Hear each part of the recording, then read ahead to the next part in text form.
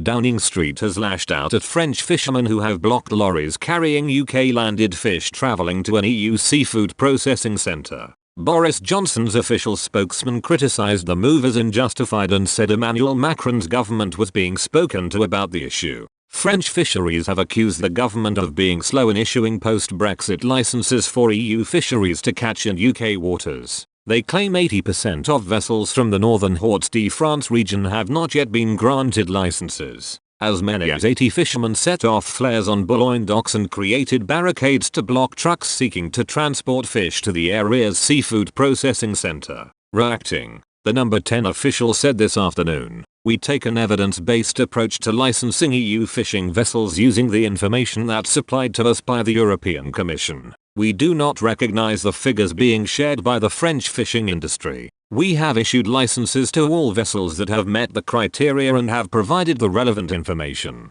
So we consider the reaction to be unjustified." As part of the Brexit trade agreement brokered between the UK and EU at the end of last year, EU fisheries can continue to access UK waters but must apply for a license in order to do so. The share of the catch in UK waters will also decrease over a period of 5 years under the terms of the deal, with UK fisheries benefiting. British boats will have access to an extra £145 million worth of fish by 2026, blocking the routes for lorries carrying the catch. Bruno Margel, who heads the main fishermen's cooperative in Boulogne-sur-Mer, criticised the slow rollout of licenses. He said, "We thought it would be a matter of days. 4 months on we've barely moved forwards. 2/3 of fish landed in the UK are exported to the continent." The number 10 official said the blockades had been raised directly with the French authorities. The UK Single Issuing Authority SIA has been issuing licenses to allow EU fisheries to operate within 12 miles of the British coastline since the end of January. While the government rejects suggestions it is holding up applications, earlier this year ministers indicated they could refuse to grant fishing licenses in retaliation for the EU's ban on the import of UK shellfish.